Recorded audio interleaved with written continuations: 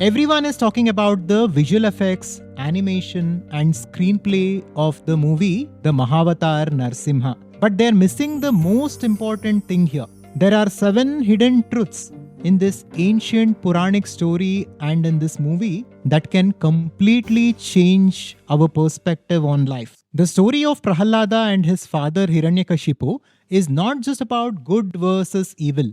When we look at the deeper truths through the lens of Vedanta, we discover 7 shocking differences that reveals something profound about your own identity and destiny. These include the real source of courage that can never be broken. Are you living like Prahlada or his father Hiranyakashipu without even knowing it? Let us uncover this by the end of this video, and maybe this understanding will change your destiny. The Adhvaitha channel is about consciousness and conscious creation. Here we explore Vedanta and various other ancient teachings from India to understand the nature of reality and to consciously create our lives. The first difference is this: the source of courage. Shraddha versus Ahankara. Now, Prahlada's courage arose from Shraddha, the unshakable faith in the self or Ishvara, whereas Hiranyakashipu's courage was rooted in Ahankara, ego, the confidence born out of doership, separation,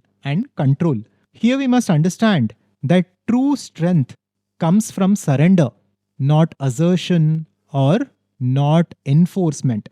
Prahlada had faith in Lord. Prahlada absolutely knew that he was the son of God, he was the son of Narayana, and that knowing was the source of his strength and his courage. Whereas for Hiranyakashipu, his confidence and courage came from his individual identity and ego, which is always limited and which is always temporary. With this, let's come to the second difference.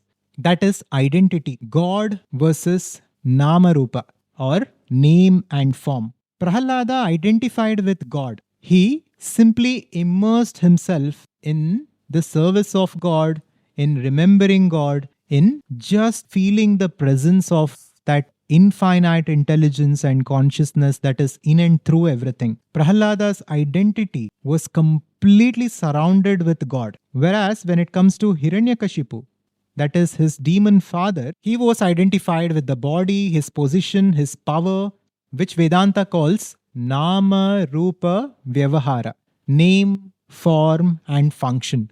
Vedanta says consciousness or God is permanent, eternal, and truly powerful. Everything else apart from it is temporary. It lasts for a while or it appears to be present for a while, but ultimately it is nothing else apart from God. And ultimately everything else fades away except God. Therefore, the wise see beyond form and they see God in everything and in everyone. The third difference is the nature of bhakti, the nature of devotion that these two people had. Prahlada had Jnani Bhakti, that is the ultimate form of devotion, whereas Hiranyakashipu demonstrated Arthi Bhakti, and Hiranyakashipu's penance or tapas was Sakama. Prahlada's devotion was beyond desire, beyond conditioning, unconditional, rooted in pure consciousness, whereas Hiranyakashipu's penance was driven by desire for power, for domination, and for immortality. Basically, he wanted to retain his ego forever, which is ultimately impossible. Here we must understand that true devotion is not bargaining with God. It is becoming one with God. It is dissolving in God. Now let's come to the fourth difference.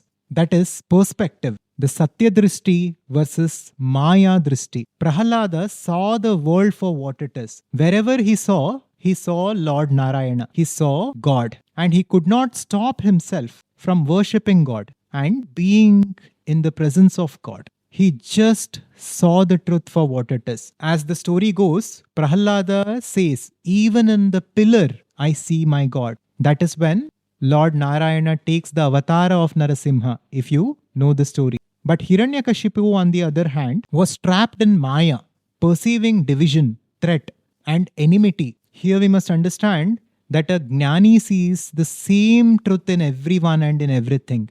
A Jnani sees God in all, whereas an Ajnani, an ignorant person, sees division, sees separation, and sees duality. With this, let's come to the fifth difference, that is the relationship with death, acceptance versus fear. Prahlada had no fear of death because he knew he is not the body and he had completely surrendered himself to God, and he knew that God would take care of him anyways. But Hiranyakashipu was so afraid of death that he sat for penance, for tapas, and he manipulated boons in order to try to avoid it. Here we must understand that fear will come to an end when the identification with the body and mind comes to an end. Otherwise, we are in an eternal suffering because of stress, anxiety, all of which will stem from the fear of death.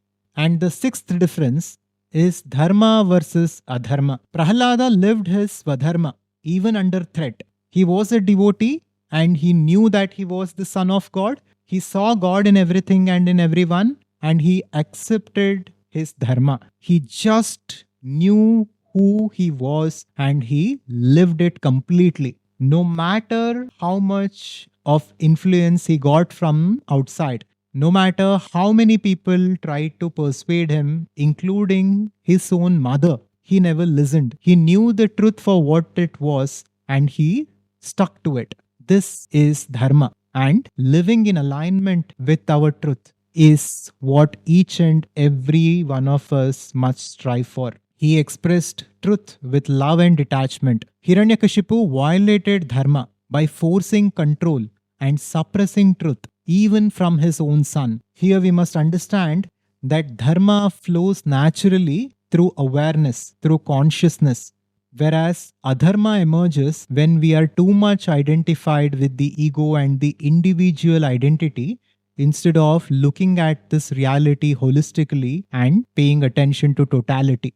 And finally, let's come to the most important difference, that is the purpose of life, liberation versus control. Prahlada always moved towards moksha. His life was a means for union with the infinite. But Hiranyakashipu sought bhogya, that is indulgence in power, in control, and in immortality.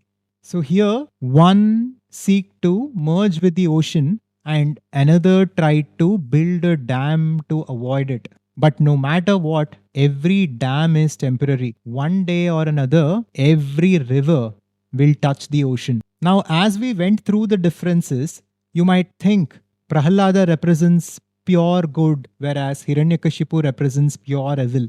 But this is not the case. If we go deep into the story, we will come to understand that Hiranyakashipu actually was nothing but a devotee of Lord Vishnu himself. Because of a temporary curse, he was born as Hiranyakashipu, and he had forgot that in his essence, he was one of the greatest devotees of Narayana and he was good. This Puranic story is trying to tell us something very profound. Hiranyakashipu symbolizes the Jiva, who is you and me, who are caught in avidya, the ignorance of true self, striving outwardly with ego, fear and desire. Prahlada represents the awakened Jiva, an enlightened being, the one who remembers his essential nature and the one who sees God in everything and in everyone. And ultimately, both are the manifestations of the same consciousness.